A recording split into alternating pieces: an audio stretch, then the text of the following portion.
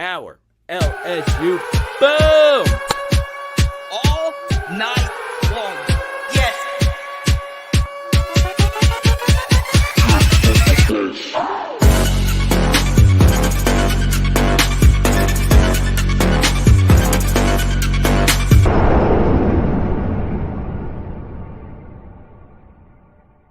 Let's freaking go, LSU fans. I have got a loaded live stream to talk with you tonight about Matt McMahon. I want you just at the beginning of this YouTube video, whether you're listening to this for your podcast, it doesn't matter.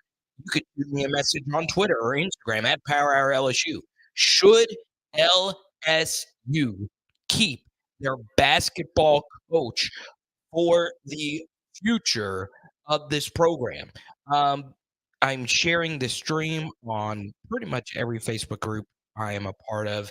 If you guys are part of Facebook groups, please do, because you know, whenever you have conversations about just any type of coach potentially getting let go, it's tough, right? You don't want change. You want continuity, right? The first part of that is just continuity is good, right? You have a consistent recruiting plan. You have a consistent face of your program. There's not dishevelment at every corner. And also, we don't like change because we want our coaches and players to succeed, right? You begin to become entrenched. You learn about their families, you learn about their personalities, you listen to them in all these different press conferences. So, whenever you're discussing whether or not a coach should be kept, it's a difficult conversation to have. I don't believe LSU basketball will be in this year's NCAA tournament. Um, so, this will be 2 seasons where LSU has not been in the tournament, okay?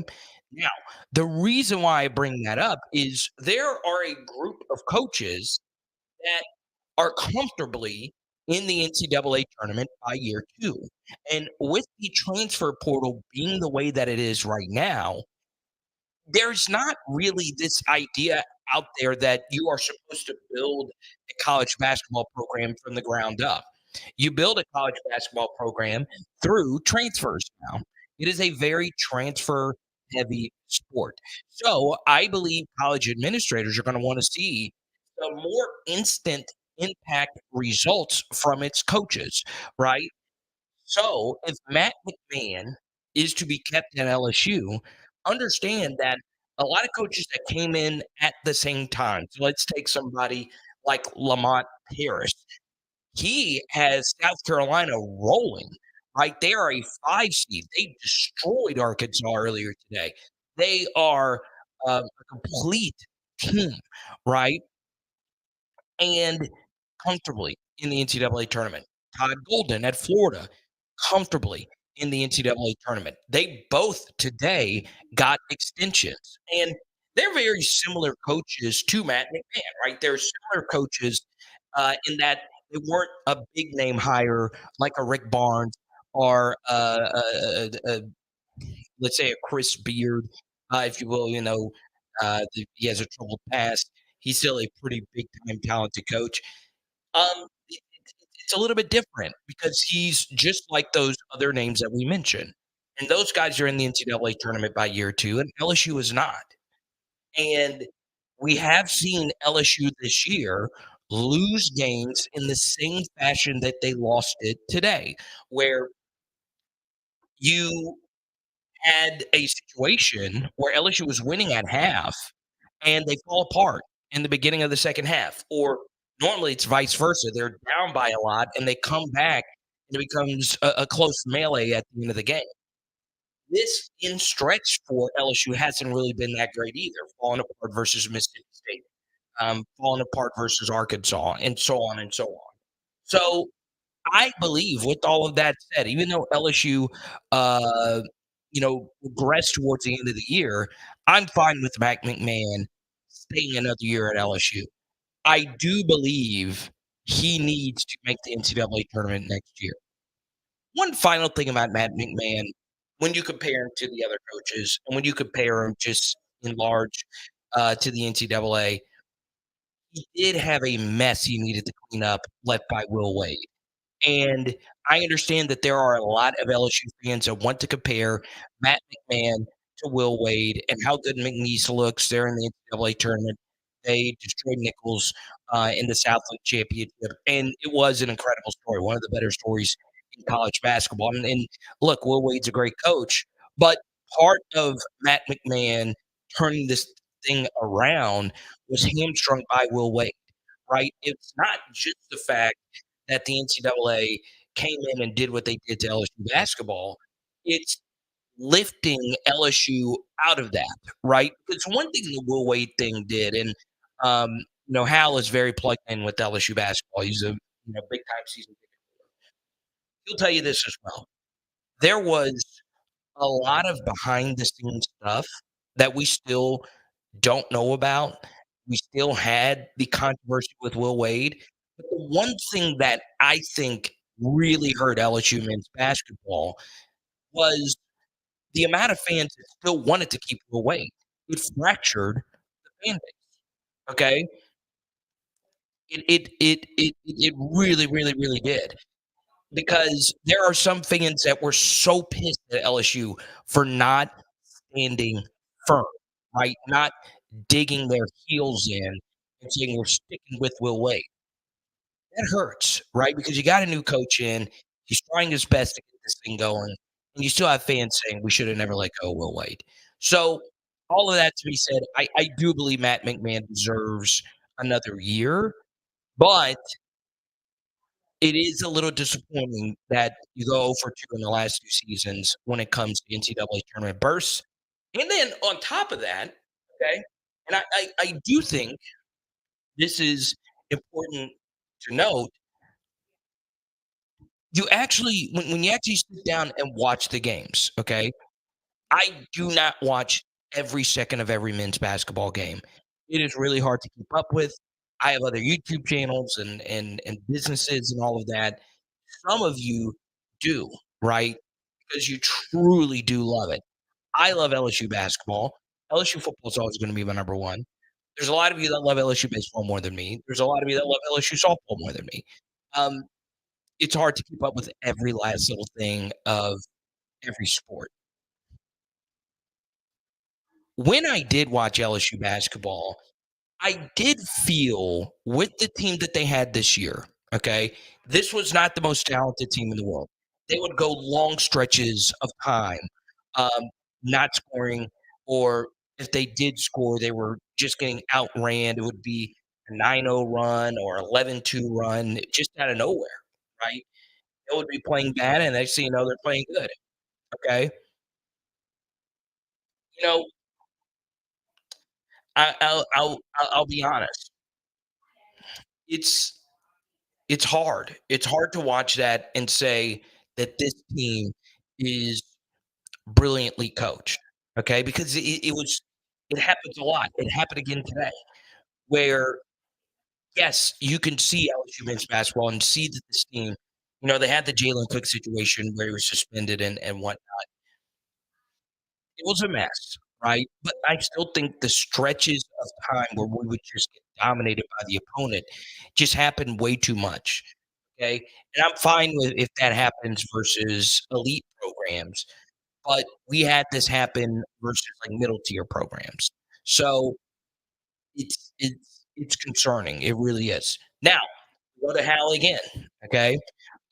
We say hi to Joshua. Obviously, TT's been in here. Chance, a couple of other PHL legends. We'll get into football here in just a second. Okay.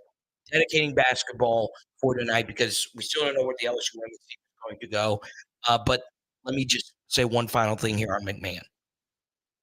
I do give him a lot of credit for what Hal says right here. The night that I walked out of the PMAC when I gave you the tickets to the Nichols game, did I think they had a shot at the NIT? No. I thought after the Nichols game that they were going to be what Jerry Stackhouse is at Vanderbilt right now. I thought that they would be at best a 10-win team, 10, 11, 12, and they obviously surpassed that. Um, So, yeah, you had this big win versus Kentucky. Sure, it was a lucky circus shot for us to win the game. I really don't care. We won the game. Kentucky's a better team than us. You you had that win. You had that game versus Georgia on the road where the 3 literally rattled out. You had the weird ending to that Florida game, had the weird ending to that Dayton game. If you win both of those games, you're probably in the field, okay?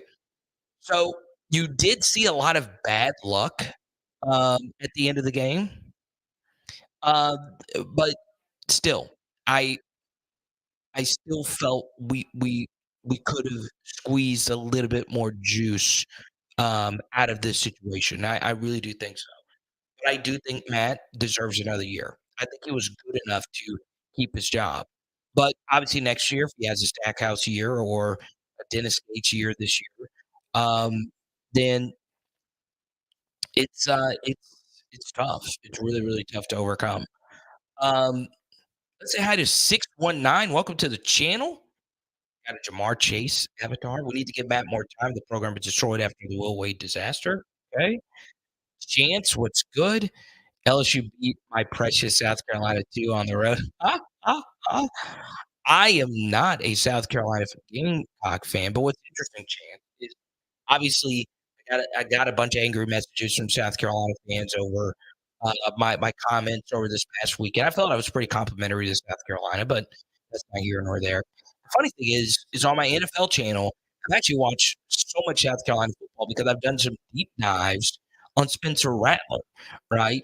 And I'm still kind of in the middle on him being a good NFL quarterback. Okay, but now we move on. All right, we want to talk about JAIME. All right, this is a really good wide receiver prospect out of Florida. Okay, I've watched some of his stuff, and it would be nice to see him and Bryce Underwood in Tiger Stadium. We showed you his photo with Brian Kelly over the weekend. You know, with out-of-state wide receivers, especially with Corey Moore locked in as a commitment, I would like to think some of these wide receivers from these last couple of classes will turn out to be good players. You don't need wide receiver as much as you need other positions historically at LSU, especially when it comes to out of state recruiting. But one thing I like about the elite wide receivers in this crop is that they're close to Bryce Underwood. Okay. And Bryce Underwood coming all the way from Michigan. I don't care who you are. If you're a 5-star quarterback and you could have gone anywhere in the country, making a long trip from Michigan down to Baton Rouge, it's tough. You want him to have as many familiar faces around him on campus. And I would love, love for that to be Jamie French. I want to pull up his profile here, and you know it's interesting. I have watched a lot. Okay, when I mean a lot of Florida high school football recently as well. We did a film study uh, um, uh, on Diabell earlier this week, the 2026 quarterback commitment, and he was a lot of fun to watch. Jamie French is fun to watch as well. Jacksonville, obviously, Colin Early here uh, from the state of Florida. Man, dude, kids in Jacksonville can flat out play college football. There's just really good college football players that come from that area. Okay, and obviously the Miamis of the world also produces unfreaking believably talented prospects. Uh, Man, I'm really excited that this could be a thing. Now you look at the RPM index, it is no surprise that Ohio State is in the lead for his services. That's pretty normal, if you ask me, because well, Ohio State normally gets these elite wide receiver prospects. They just got the 5-star out of the state of Florida in this last cycle, Jeremiah Smith, and this is probably where he's going to go. But I am glad we are on the radar, and it's not a make or break guy because you already do have DeCorian Moore, and you do have um, good wide receivers throughout the state of Louisiana. You got the young man from Carr committed as well. it's an okay thing if he doesn't pick LSU, but I would like it from the Underwood perspective, and I also like it from him just being an elite prospect. So he's a name that's been floating around on Twitter and whatnot. Could this actually happen? We'll see what happens.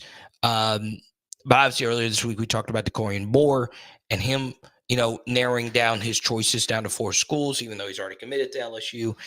I'm really freaking excited to see what JAIME French can do at the next level. And obviously, if he doesn't pick LSU, you prefer him to go to an out-of-state, out-of-conference school. Okay? Now, we got a fun live stream lined up for you tonight. First $20 super chat. We're giving out a K-Baby card. Christian Fulton Auto. Okay?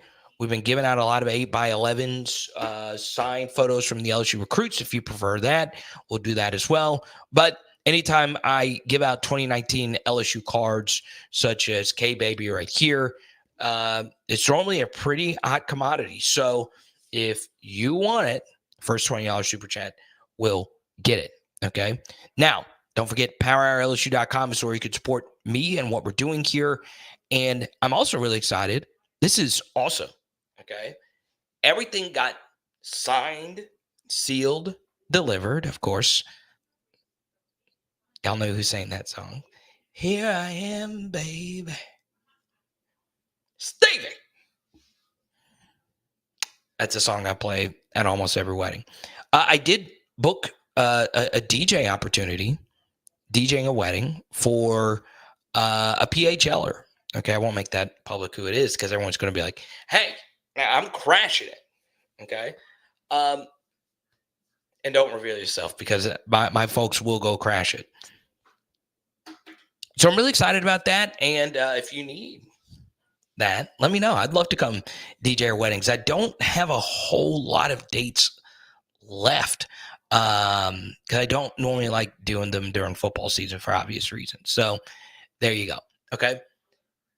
What I wanted to get to next year, okay, I am loving, and I mean loving, the SEC next season for LSU, okay? For this reason, I don't know many games this year that will feature a quarterback on LSU's schedule, all right, that is as good as Garrett Nussmeier, okay? It is strange.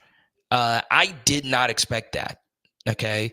I went through and I dug through the schedule earlier today, and I was like, okay, Jackson Dart is as good, I would say, right now at this point. Probably a little better because he had some more experience, but not by much. I wouldn't say by much, okay? How many games on LSU's schedule can you say that the other team has the better quarterback than LSU? Okay, USC, Miller Moss, pretty good player. Probably in the same realm of Garrett Nussmeier, a little bit on the lower end. At South Carolina should be interesting. I think Lenore Sellers will be that guy. We'll see. But not as good as Garrett Nussmeier. UCLA, not as good as Garrett Nussmeier. New coach, new offense. Ole Miss is good as Garrett Nussmeier, but LSU's at home. Okay. You could definitely make the case that Jackson Dart is better than Garrett Nussmeier. I'm happy to hear that out. Okay. At Arkansas, definitely Garrett Nussmeier better than whatever Arkansas is going to throw out there. I'm in the middle. I do a lot of spring breakdowns on the Razorbacks on the SEC channel. It's an interesting quarterback room, right? Their best quarterback is a 10 interception guy coming in from the Mountain West. So we'll see. At Texas A&M, I am a Connor Wigman believer. I think Connor Wigman is really, really, really good. Probably a little higher on market on Connor Wigman, okay? I'm still taking Garrett Nussmeier. over Connor Wickman. Alabama, Jalen Milroe. If I see another Jalen Milroe love post, stop it. He wasn't that great. I believe this Alabama defense will regress. Jalen Milroe loses not only Amari Niblack, he also loses Isaiah Bond. Those are his two guys. And he's got to come to Tiger Stadium. Okay. Give me Garrett Nussmeier. At Florida, Graham Mertz at home in the Swamp. We know Florida, they're normally going to have a good pass rush. Okay. That game could be at night. Still give me Garrett Nussmeier over Graham Mertz. Not by a lot. I think Graham Mertz can play. I think DJ Lagway, their backup, can play quite a bit. I watched some Lagway tape from earlier this year. I felt his offense in high school was very strange. He had a lot of yak touchdowns last year. So, whether it's Lagway or Graham Mertz, it'll be Graham Mertz. I'll take Garrett Nussmeier. Vanderbilt starter is now our backup. Give me Garrett Nussmeier.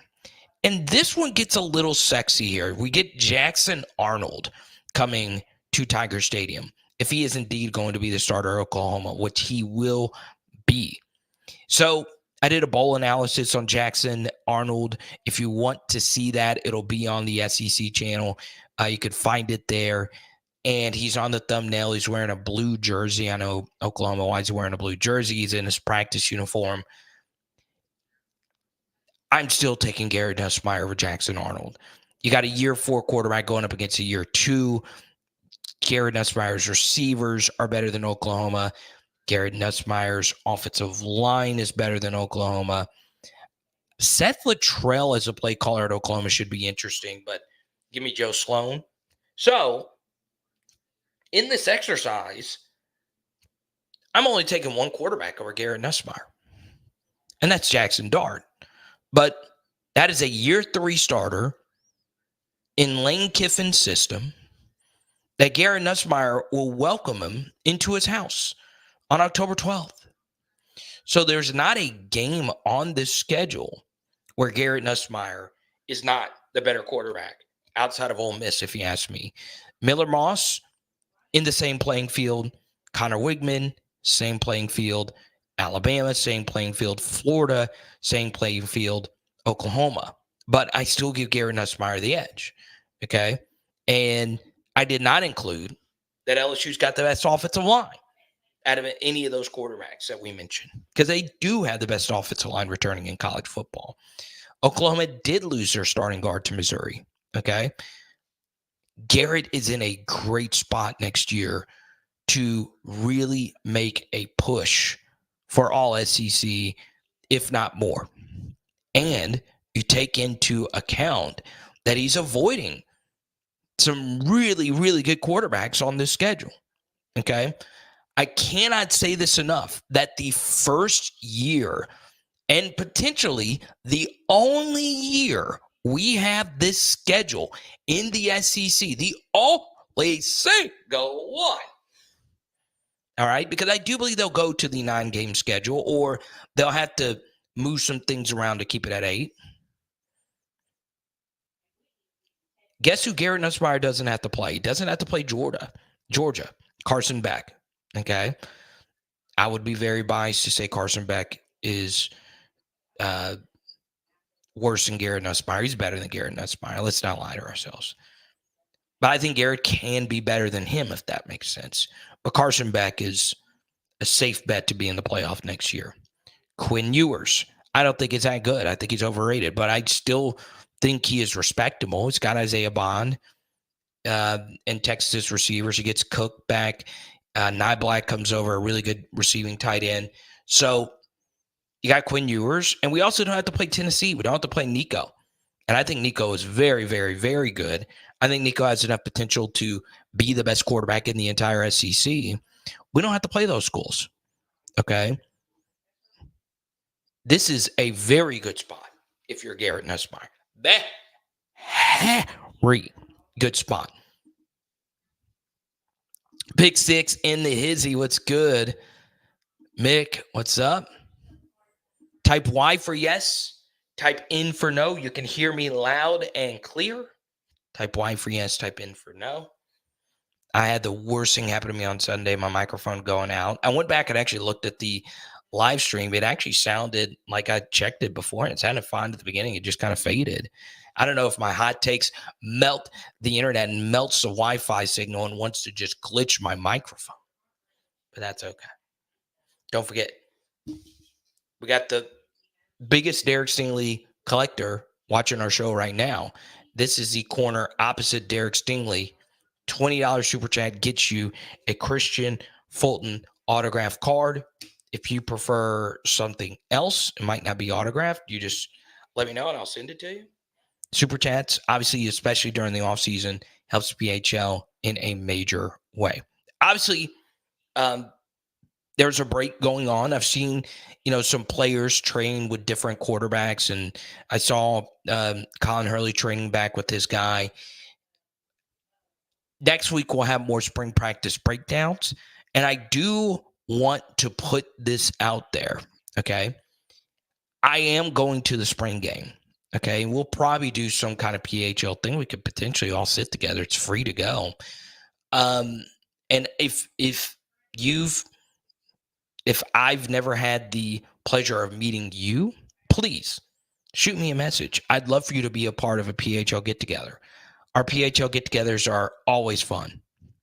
We've had players' families show up to our PHL get-togethers. That's always really cool. And, in an intimate setting like that, they give you a little bit of the behind the scenes of the day-to-day. I'll share one story here. Won't say who, but she told me a crazy Nick Saban story about how hard he went after quite a few LSU recruits, Sage Ryan, Mason Smith, and so on and so on. And it was amazing how relentless of a recruiter he is. Now, I bring all of that up because we then get to the big story when it comes to college athletics, okay? And by the way, if you do Super Chat, we'll go to whichever topic you want to. But I do want to get into this one really quickly. Nick Saban's comments about recruits losing sight of the major goal. I'm not going to just spit in his face at the comments like many others have, okay? For this reason, there is nothing, and I mean nothing, for Nick Saban to gain from doing this stuff right now. When coaches and players retire, they mostly do comfortable things. They'll take an analyst job. They'll just go home and play with their grandkids. They'll do something, okay? But Nick Saban decided to be an activist, if you will, okay, for college football. So he doesn't have to do this, right? He's doing this to try and help the sport, okay? Now, look, we all have our opinions of politicians. It doesn't soothe me that politicians are sitting at the table, but I guess they have to if you're in Congress. But I keep going back to this. Yes, it sounds hypocritical that Nick Saban said what he said, and that Alabama's always been hooking players up under the table. We don't know to what extent. Nobody really knows outside of Alabama and the players that did receive the bags, the chargers, and so on and so on. And I'm not talking about totes or cell phone juicers. I'm talking about cash and cars, okay? Sure. Alabama's always done it. And yes, it is, and I'll get to this side of it here in just a second. All right. It is one of those things where no matter whatever Nick does, he's going to sound, like S. Young points out, he's going to sound hypocritical. You made millions, all right? And now you're bringing up that players want to just only talk about how much money they can make. So yes, that it's hard to run a team that way with no salary cap and all of that. And every single question is, I want assurances for playing time, and I want this amount of money without ever having to prove themselves. Sure, that could get old, right? Especially if you are the the coach of a team and you're having to listen to demands from recruits and so on. If every recruit is doing that, you can't really run a roster. Okay. And the pool of money is very difficult to draw from because, well, where's it coming from? Is it coming from boosters? Is it coming from the TV money which is where it should be coming from? But still, um, I get it. And this also comes from my vantage point as someone that consumes a lot of smaller college athletic teams, okay, where smaller athletic teams just want to play. They can barely even make ends meet. All right. And what would happen to all these other smaller sports and so on and so on? I'm willing to listen to an argument, right? And what if private equity gets involved? And we need to have structure. And I do agree with that. All right. But at the same time, you have to max out your worth. You do. I highly recommend you listen to an interview we did with Xavier Atkins because this next point I'm about to make, he argues the opposite. Okay. He said, look, I don't have a ton of money, but I chose LSU because I felt Blake Baker can get me ready for the NFL quicker than anyone else. Playing for the home state school that's produced a lot of NFL linebackers.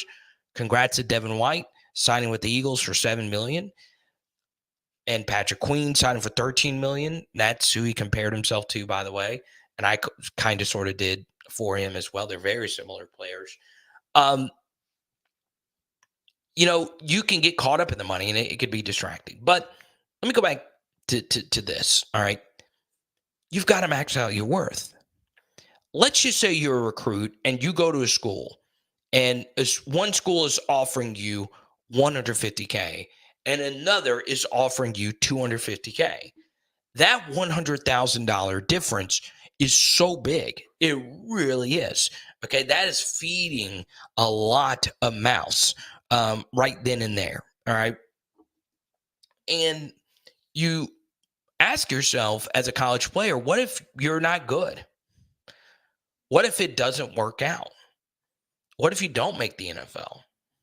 Then you need to maximize your worth right then and there. Okay. And for those that say, well, you got to build for your future. You're getting a free education and all of that. Well, true, but do you think your first job coming out of college is going to come close to what Texas A&M could pay you, what Auburn could pay you, what LSU can pay you? Probably not. Your first job isn't going to be a 100K job more than likely, which is an amount that quite a few players have received. Okay. So it matters, right? That money does matter. Now, does every player use it wisely? No, they don't. But if I was an athlete and I needed to provide for my family, I'm taking the highest bidder, like everyone else does. There was, to me, one of the more interesting stories, an athletic director at Nebraska where he was the AD at a school that hasn't won anything in football since he's been there. He then takes the Texas A&M job. He was at his alma mater. Why would he take the Texas A&M job? Money. He got paid more. Went to the highest bidder. So I do see it. I choose to be a little bit more nuanced. I know For clicks, I should come on here and say, well, Saban is the biggest hypocrite and he can kiss my rear end.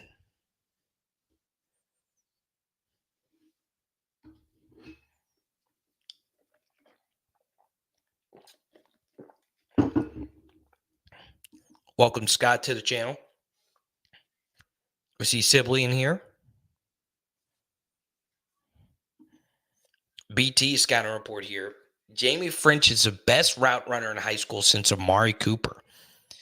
DeCorian Moore is Odell Antonio Browns. JAIME French is Stephon Diggs, Amari Cooper. Scott says French Moore is going to Ohio State. And that's kind of you to put French's last name first there. I've never heard of a French Moore. But either way, DeCorian Moore's not going to Ohio State. He is committed to LSU. Now, I can't ever say what player X is going to do. I can't. We'll see what happens. Okay. But I would also tell you this. It is amazing that we will slam the table, wax poetic about players getting the absolute maximum when the very thing that is tearing apart the basic framework of the sport that Nick Saban grew up to love is actually the television contracts. Okay. USC, in any functional, breathing, Homo sapien mammal, USD, currency society, should never, and I mean ever, be in the Big Ten. Okay? Should never, ever, ever be the case. NFL regionalism doesn't matter. It just doesn't. College, it's everything. When I'm telling you, my life changed. I know this sounds like hyperbole, but I love college football so much. Texas and Oklahoma joining the SEC makes sense. Texas and Oklahoma grew up playing multiple schools in the SEC. Texas and Arkansas was huge back in the day. Texas and Texas A&M, huge. Texas and Oklahoma playing each other has always been massive. So you want them both to be in the same conference. That kind of made sense. Regionally, it kind of makes sense. But when USC and UCLA went to the Big Ten, folks, I wanted to drink battery acid mixed with just any IPA, okay, mixed with bleach while jumping into an erupting volcano full of electric eels and lava. I can't deal with USC and UCLA in the Big Ten. I will always be pissed off about that. I will always be old man yelling at clouds. That was it for me. Now, I'm not just punting college football off to the side. I still believe in it. I'm still going to love it. I'm still going to love each and every one of you. But the NFL is the NFL. Keep pro football. Keep college. Pay the players. Sure, that's fine. But, in the NFL, you have the Kansas City Chiefs in the AFC West, okay? But that's professional football. That's pro football.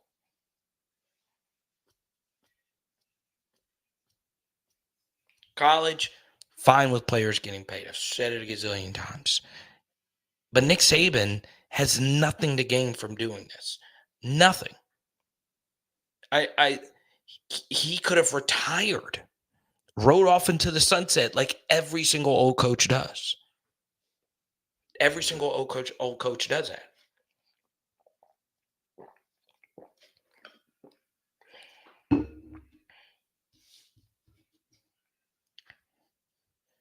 And honestly, what do you think is more stressful? Like Nick Saban said he wanted to retire because of the grind of college football. What do you think is more stressful? College football recruiting or being on Congress? I'm telling you right now, from someone that is from a sports background who covered Congress while at SiriusXM. I went there for one day and I, did the whole politics things for a week on our political channels at SiriusXM. I never wanted to do it again. Normally, there is a piece of me that when I do something for the first time and I suck at it, I want to go do it again. Like wakeboarding, sucked at it. Could never get up on the thing. Like I just could never get up on that damn board. I one day want to try it again. Same thing is true for snowboarding and skiing. Couldn't do it. And I grew up skateboarding. I wasn't a great skateboarder, but I grew up doing it. I felt like I was going to be able to get up easy. But no, couldn't get up. And I want to go try it again. Congress is something I never want to do again.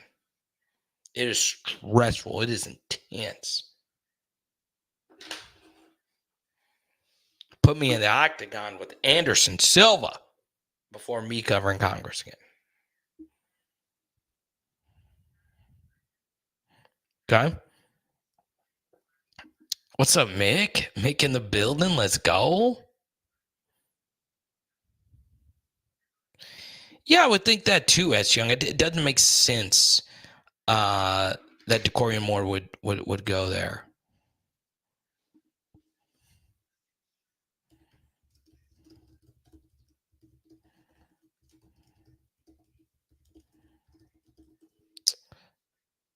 Let's see. This was a question that was sent to me on Twitter. Okay, I'll answer it. And it's from Michael. Okay, appreciate you. Carter, which LSU, and it's a longer message, but I'll cliff notes it here. Okay. Tough for me to read the longer messages. And if you send me a message on Twitter, just type in the chat. But some of you don't like making a Google account. I get it. Okay. Or you could be watching on Twitter. There you go. I'm not able to see the Twitter numbers while I'm sitting here. But he asked me, which NFL player from LSU, which signing did you like the best? And honestly, I think I would go Devin White to the Eagles. Okay. They need some athleticism in the worst way. They were ran off the field by the Buccaneers last year. Devin White, towards the end of the year, got surpassed. In the Lions playoff game, he was on the bench for non-passing downs. So he probably needs a fresh start himself. It does encourage me that Howie Roseman is the one that picked him up. One of the best GMs in the NFL. What does he see that the other teams don't see? So I think that very well could be the best. You look at some of these others, 3 others where the players made a lot of money. That's at this point of your NFL career, that should be your main focus, is maxing out. And Damian Lewis, Lloyd Cushenberry, and Patrick Queen, all for the most part, maxed out.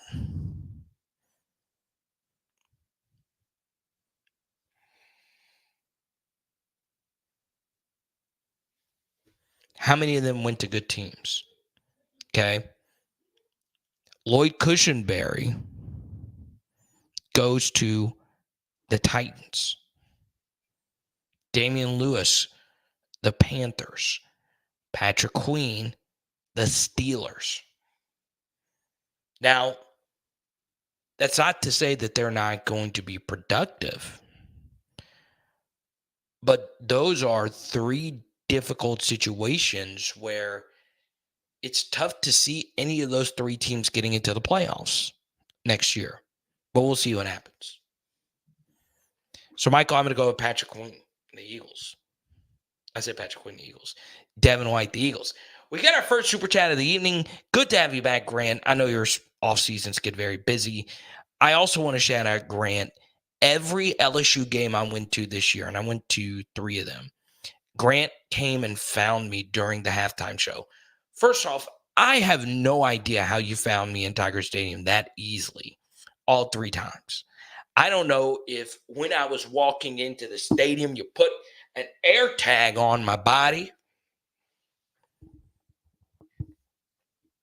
But thank you, Grant, for your friendship and the super chat.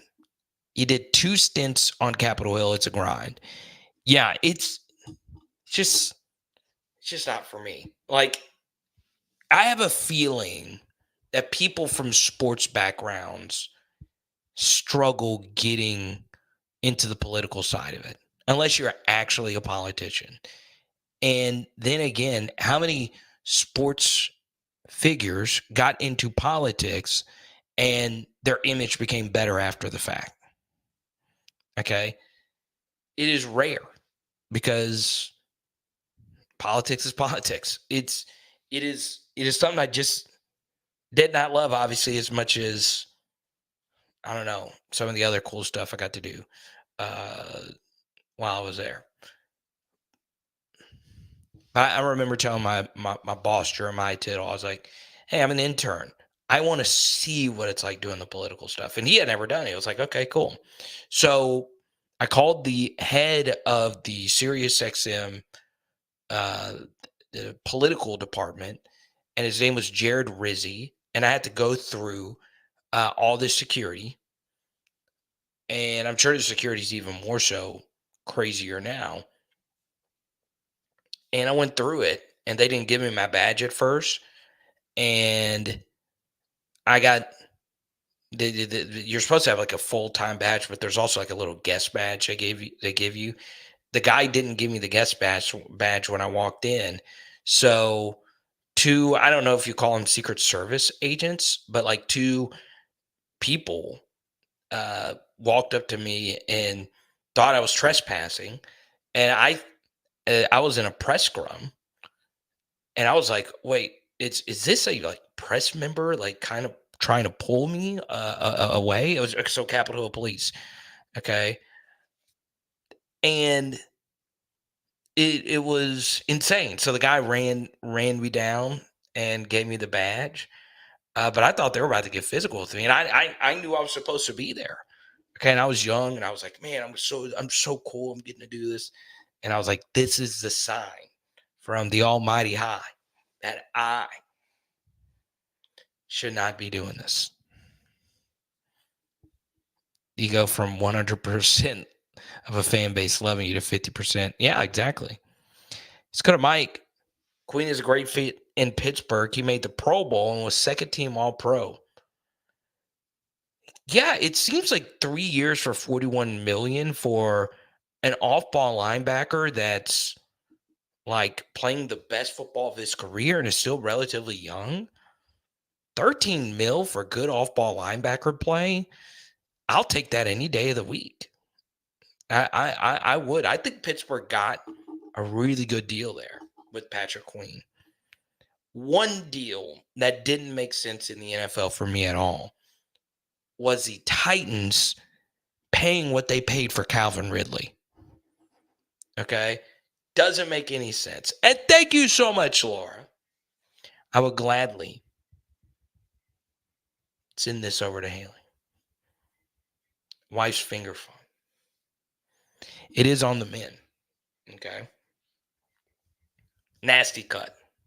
Ran over to my parents' house at first and to get bandages, go to the ER. Ugh. Appreciate Laura. I'll let her know. I will be this weekend. My parents are in the 225, best city on the planet.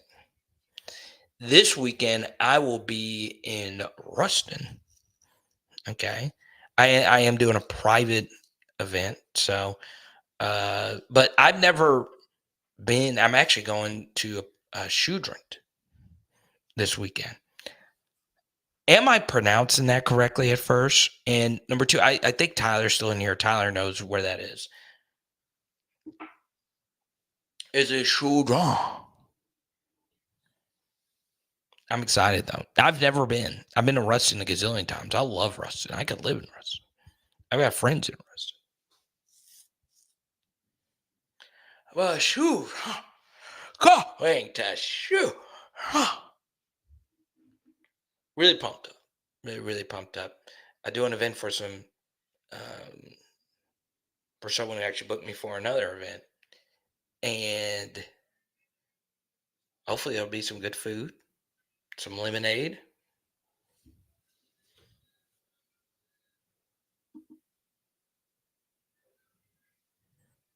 I read that wrong at first. I read that wrong at first. I'm not gonna lie, Rodney. I was like, whoa! Patrick Queen is going to a division and doing what? And doing what? And doing what is he doing?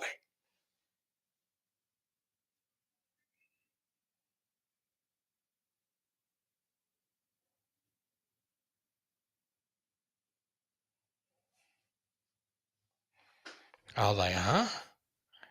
Really?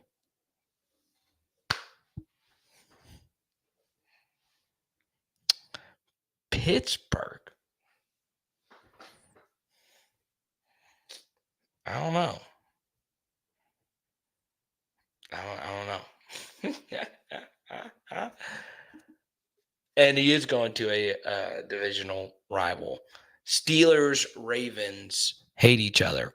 My favorite thing about the AFC North is I do feel out of the NFL divisions, the teams in that division, Rodney, are the ones that hate each other the most.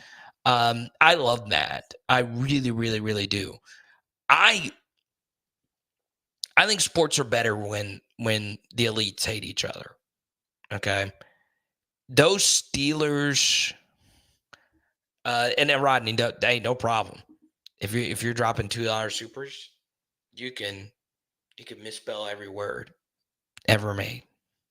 Okay.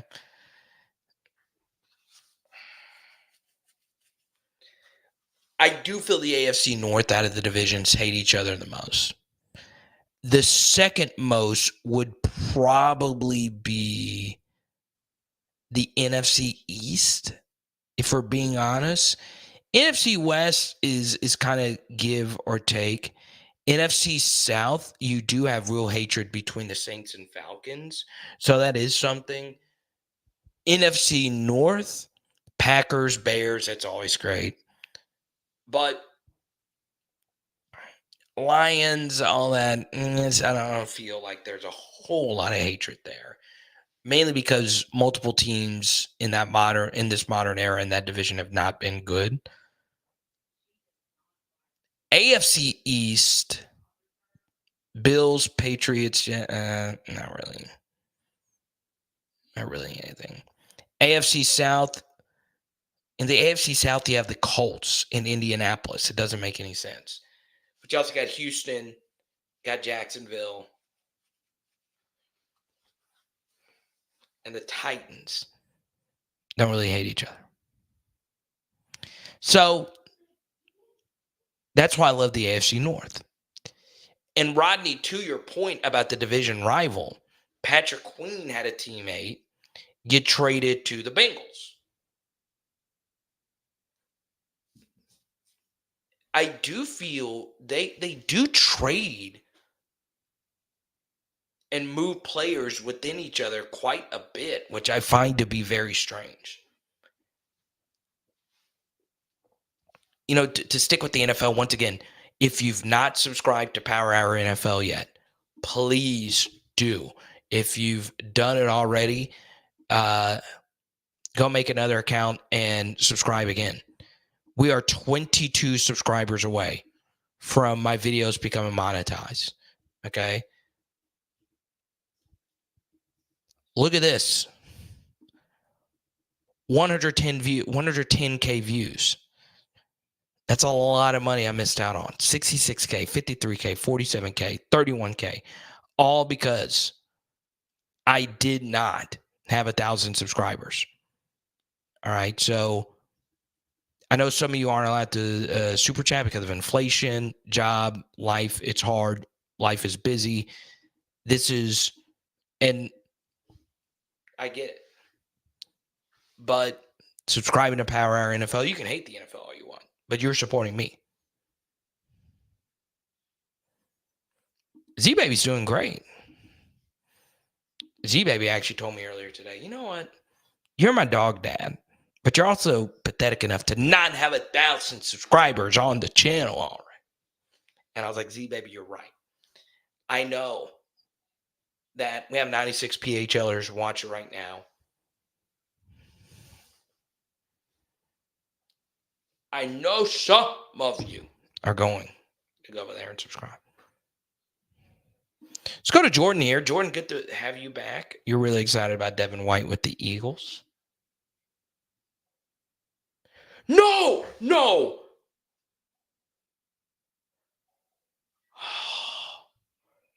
You can't be serious. Oh, man.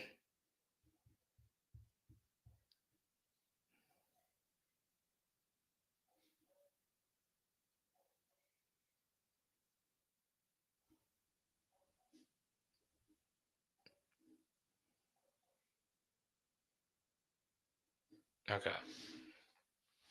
So let me share a quick little side story here. I do have a friend that plays currently in the NBA. Okay.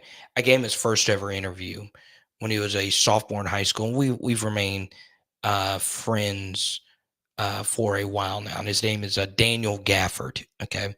And Daniel Gafford is in the NBA, plays for Luka Doncic and the Dallas Mavericks. And he had a chance to break Wilt Chamberlain's record of consecutive field goals made. And I haven't seen the clip yet, but he missed a putback. He ended at 33. Wilt Chamberlain was at 35. Oh, man, I'm so sad. I wanted Daniel to get it so bad. It's crazy that the list says Wilt Chamberlain and then Daniel Gafford. So shout out to you, Dan. Proud of you, man. He's not watching this because there's a game going on right now. But damn.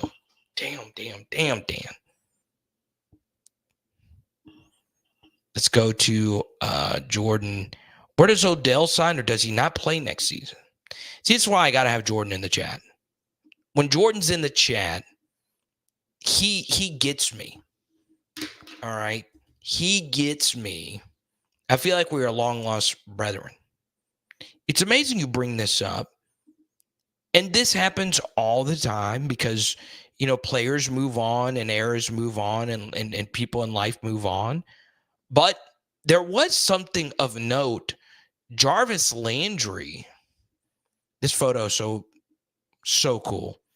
Obviously, his Saints tenure was a disaster. I do believe it was a disaster because he did not stick with number 80. He went to a single-digit number. All right? Receivers, if you want to stand out, wear a jersey number in the 80s. Everybody's doing the single-digit stuff. Stop it. Okay? So, Jarvis Landry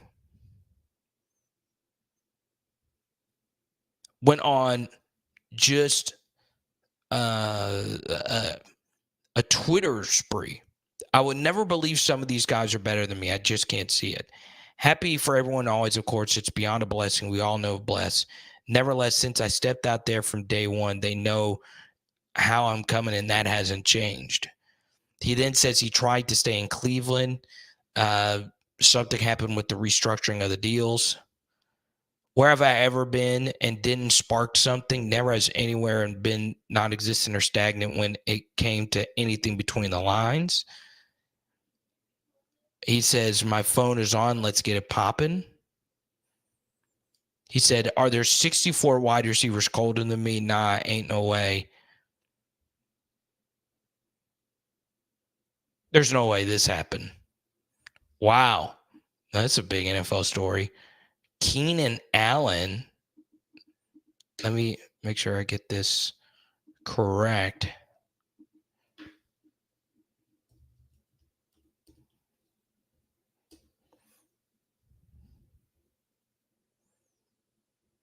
Keenan Allen to the Bears for a 4th rounder? Really?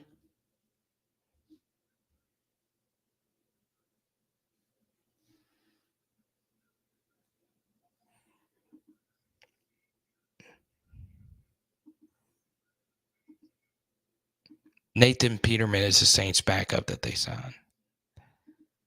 Now that's a big one.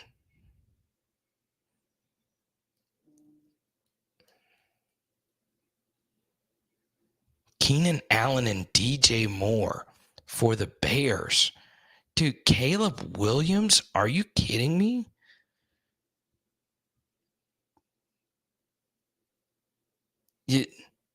He had...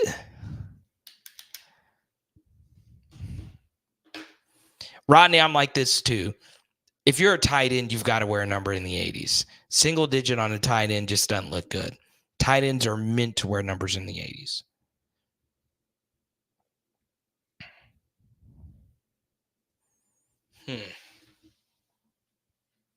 So the Chargers kick you know who to the curb, Mike Williams. And now Keenan Allen to the Bears. Malik Neighbors to the Chargers looks like a near mortal lock now. Unless the Chargers want to go with Rome Odunze, which I highly recommend. He shouldn't. So what does this mean for Jaden Daniels? Not a whole lot. I still think he's going top 3.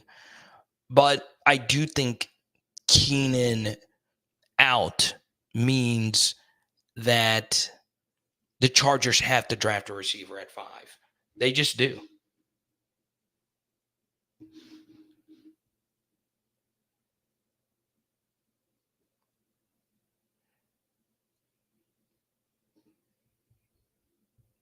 Chargers.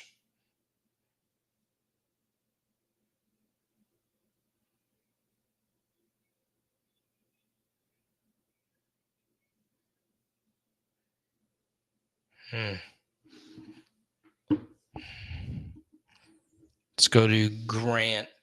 Who is the all-time greatest LSU career backup quarterback? Yeah, I guess that you'd have to go with Matt Flynn. I think you have to go with Matt Flynn.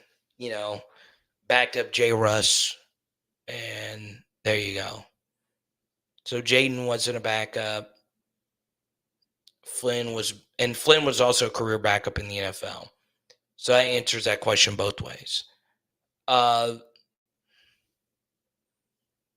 Flynn's definitely got to be it, right? Because he actually played well as a backup. Now, the most talented backup that actually played as a true backup quarterback is Ryan Perrilloux.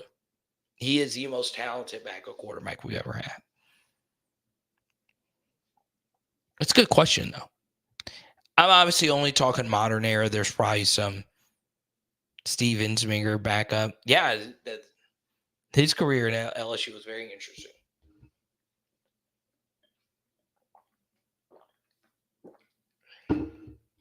But I think Flynn's the answer there.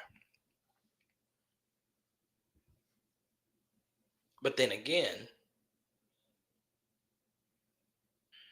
Ryan Perrilloux, we don't win a national championship without Matt Flynn.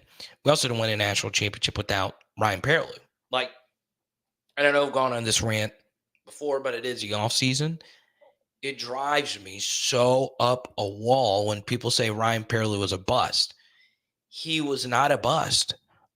Now, did he fall under expectations? Yes, he probably ends up in New York. One of the seasons he's a starter at LSU.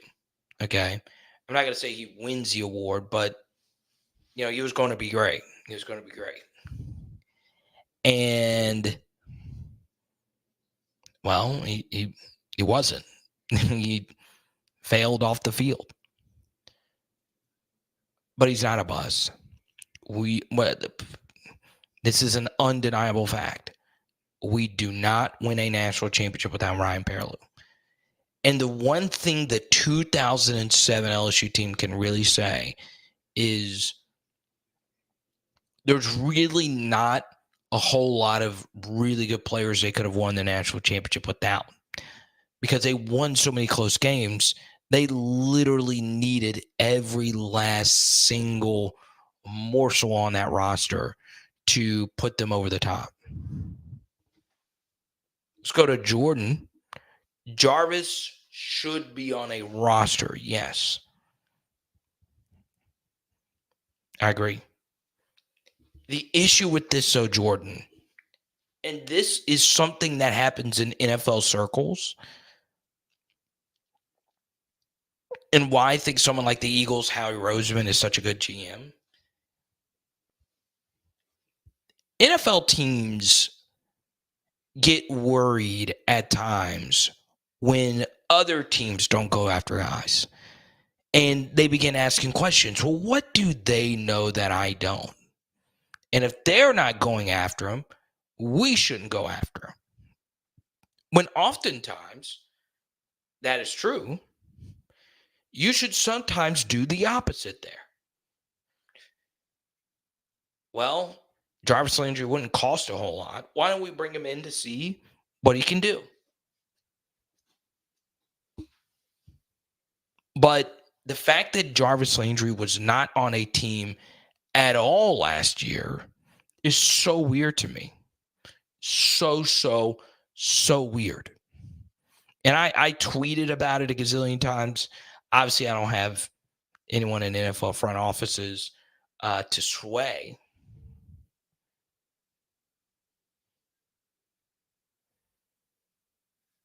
But it's weird. It's very, very, very weird.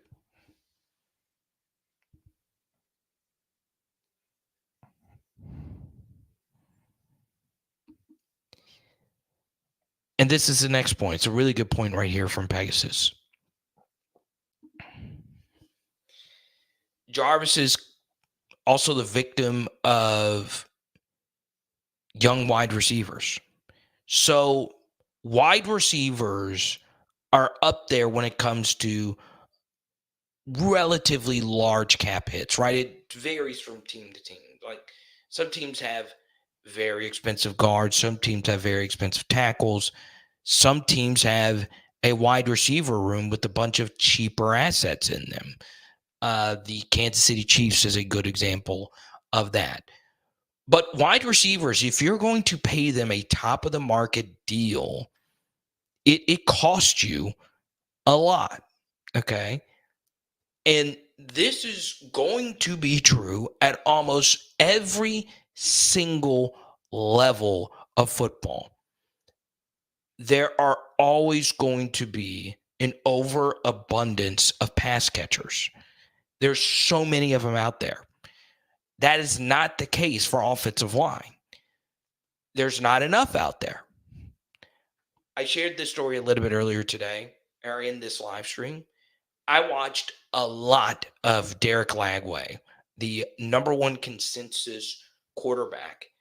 And he's not my number one consensus, but he's up there. I mean, he looked really good throwing the football with the Florida Gators during spring practice. So I decided to give him another look today. And I actually sat down and watched a full game of his against a good program in a true road environment.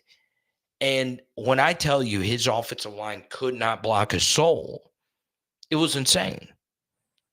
But on that team, he had a ton of people that can catch passes. And you see this a lot. The one position where it is the most jarring when it comes to size differential and talent from high school to college, from college to the NFL, it's always the offensive line. And to another extent, the defensive line. Wide receiver, there are so many guys that can go out there and catch passes. Now, the elite guys, yes, they are needle movers. Tyreek Hill makes your football team better. Jamar Chase, Justin Jefferson makes your football team better. They cost a lot,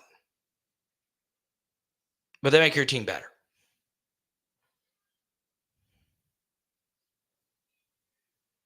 But every year, you hear, is this wide receiver class going to break the record for first-round draft picks?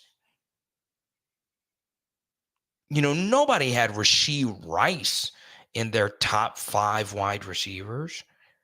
Landed in Kansas City. That obviously helped him out, and he was a phenomenal rookie. NFL teams are asking themselves, why don't we just get younger at the receiver position and see if we can develop somebody? Why are we paying anything more than $5 million for an expensive, deteriorating asset? The Ravens fielded one of the best teams in NFL history this year.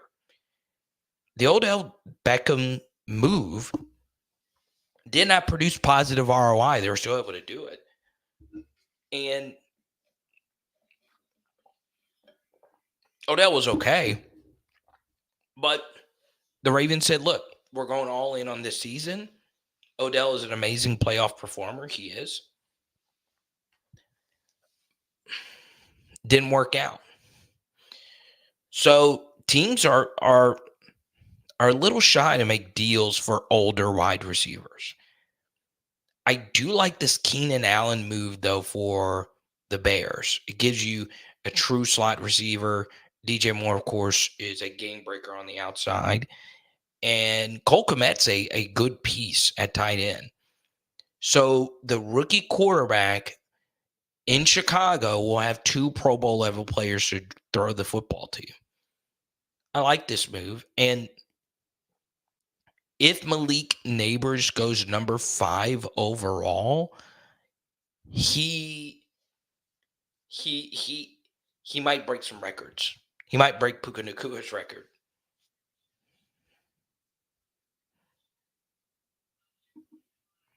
Let's go to Pegasus. Wide receivers about to be like running back like as T. Higgins. Why would I pay my second wide receiver $20 million a year when I could just draft a BTJ ladder worthy for 20 over 4 seasons? That's likely what's going to happen. It likely is.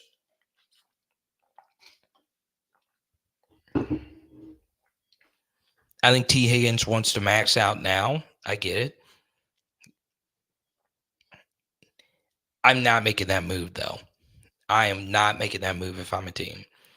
I would prefer T. Higgins over Calvin Ridley. I would pay a little bit more what I pay Calvin Ridley to have T. Higgins. I still don't get the Calvin Ridley deal. I will never get that.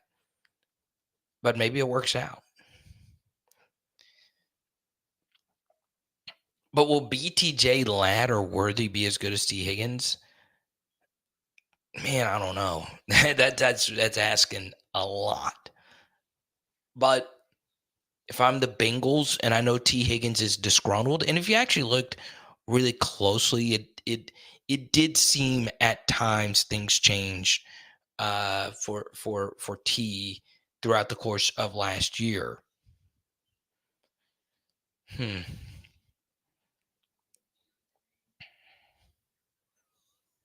But where would he go? And who would max him out? I would have loved Carolina to make that move. But there you go. In the next 5 to 10 minutes, we'll answer as many questions as we possibly can. If you do super chat, we'll keep this thing moving. Okay. And I'll answer a few more right after this. PHL Nation. Oh, yeah, baby. You know about Louisiana Controls. They've been showing us love throughout this college football season, and I'm looking for you to do the same when it comes to your energy management commercial HVAC needs. It is all with our buddies who have been doing this for over 40 years. Yes, that is 4 decades. You know this Louisiana weather gets crazy. Go to LouisianaControls.com or call 225-924-4990, baby. Let's go. TJ Reed and my friends at Louisiana Controls, LouisianaControls.com. They do have a brand new website. If you know anyone, commercial HVAC needs, let them know that Carter the Power sent you with Louisiana Controls. Okay? We'll take a few more questions. Oh, man.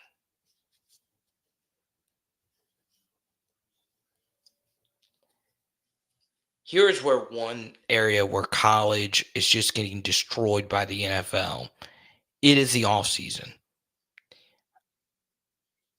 I have never in my life experienced a professional league quite like the NFL, where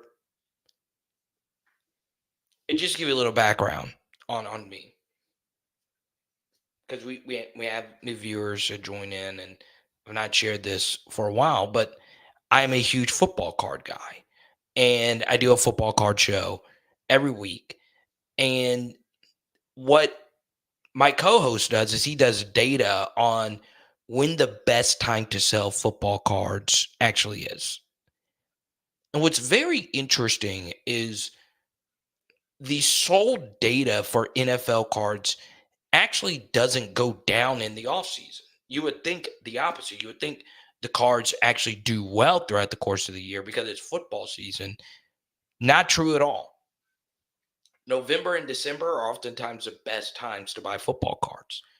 I've gotten my best deals in those 2 months during the playoffs, right? You would think that, but you actually have to think of it the other way. When you get to November, December, the playoff fates of all the teams have been set. And what makes this offseason for the NFL extra juicy are 2 things. The first is this rookie quarterback draft class and rookie wide receiver draft class. You have arguably the most hyped quarterback since Andrew Luck and the most hyped wide receiver who has a famous last name in the same draft class. A lot of offensive players. Offense sells tickets. You guys know the whole kip and caboodle. So that makes this draft very exciting. Another reason why this draft is really exciting is CJ Stroud provided the NFL so much freaking brand value, hype, whatever you want to call it. So a few years ago when Joe Burrow was really good out of the gate for the Bengals, 2 things make it a little bit different than CJ Stroud and what he did. The first is it didn't really shock anyone, right? Joe Burrow just had the greatest college football season we had ever seen before. That it didn't really shock a whole lot of people that he was good. And then also that rookie season, he got hurt. CJ Stroud, on the other hand, and when he got hurt, it happened and the buzz kind of died down. CJ Stroud just took the Houston Texans on a deep playoff run like Burrow. But the reason why that will excite fans more is we did not know CJ Stroud is going to be good. He wasn't the number 1 overall selection. There were a lot of question marks, right? The S2 cognitive test. He wasn't as mobile as Joe Burrow, right? He was a part of an Ohio State offense. The Big Ten, not as good as the SEC. Were they just empty stats? And then also, Ohio State has a horrible track record with quarterbacks. So the reason why this NFL offseason is so exciting for every team, you saw what CJ Stroud did for the Texans in one season. It was totally unexpected. Totally unexpected. So what that does for like football card data is sales data will gradually go up throughout the offseason. And it spikes. One of the biggest spikes for football cards is actually during the draft. And our theory is, well, everybody's excited during the draft. Everyone has hope. Nobody is losing during the draft. Not a single soul. And you never know anything. The Green Bay Packers fans hated the Jordan Love pick. Hated the Jordan Love pick. Top 10 quarterback in the NFL right now. Jordan Love. He's on the back end, but I think he's there.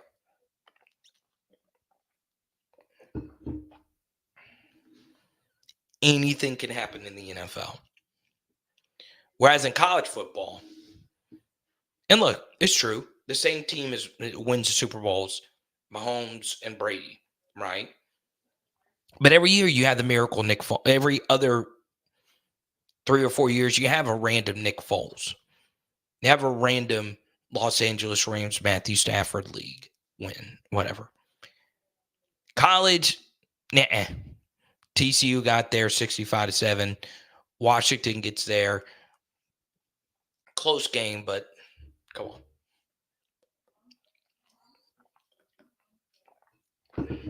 NFL is a different beast, man. College football has to fix its offseason. It has to.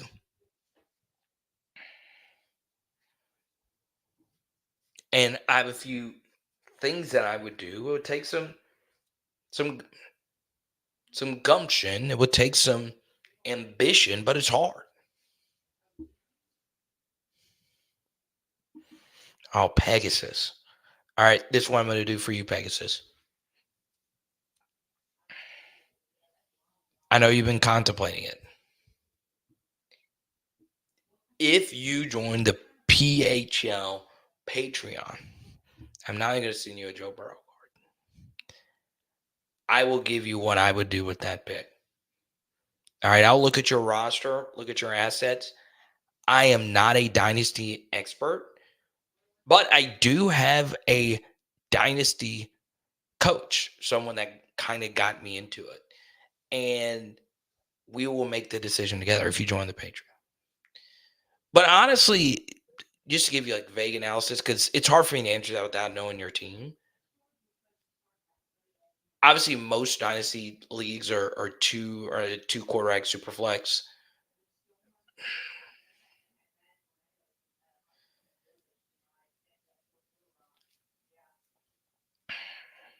Marvin is obviously safer, if you ask me. And then again, your draft won't happen until the landing spot comes out, and we still got more trades to go here. So we'll circle back. But if you join the Patreon, I'll answer it right now and give you my best guess. But after the draft, when you do your rookie draft, circle back around. I'll answer it for you anyway, because you're Pegasus. You come to every live stream. But we want you in the Patreon. You're one of our sharpest, most loyal viewers, and I appreciate you. Hopefully one day I get to meet you, man. And then again, this isn't a fantasy show. But I'll answer it. It's late. It's later in the stream.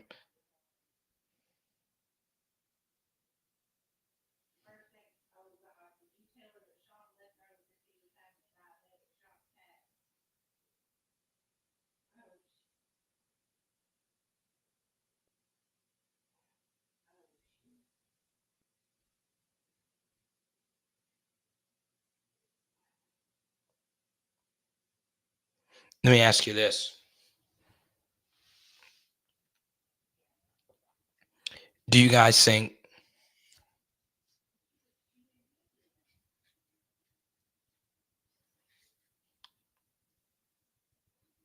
do you guys think Bryce Young is cooked? Is there any chance for a Bryce Young bounce back next year?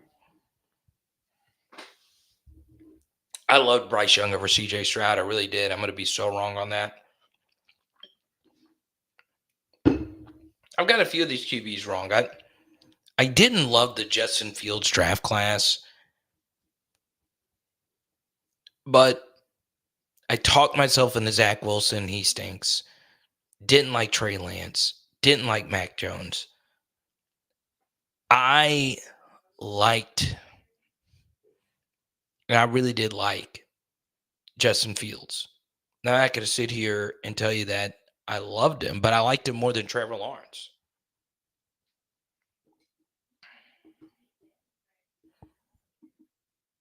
What if the Bears shock everyone and draft Jaden #1 overall?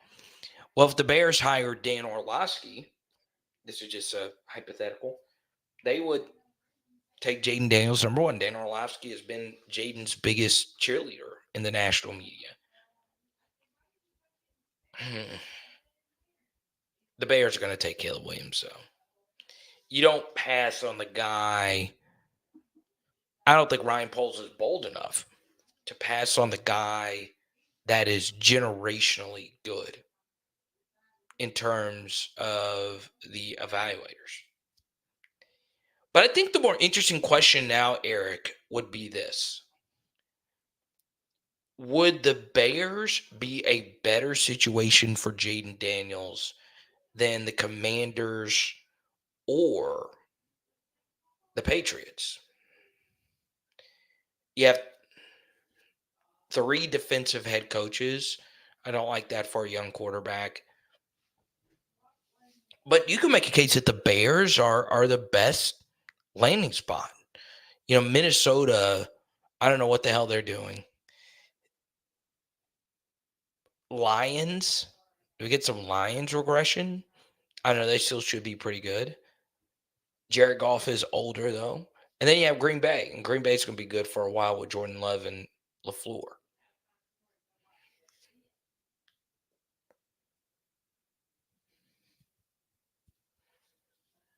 So would Jaden be a better fit there or in Washington? I don't know. I hate all 3 of those situations for Jaden. I didn't want him to go to the Falcons, but I do think that would have been a great fit for him. But man, that is tough. That's tough if you're a Chargers fan. Keenan Allen going to the damn Bears. What a move. All right, y'all. Appreciate our top super chatters of the night. Grant, Killed It, Rodney, and Laura is our top super chatter of the evening. I'm going to need my wife to cut her finger more often, which will lead to more $10 super chats. I'm going to be like, wife, we're going to the kitchen, and I'm getting out the machete. We're going to cut off another finger. It's not the one with the engagement ring on it. Don't cut that one off. It is Power Hour LSU. Bow.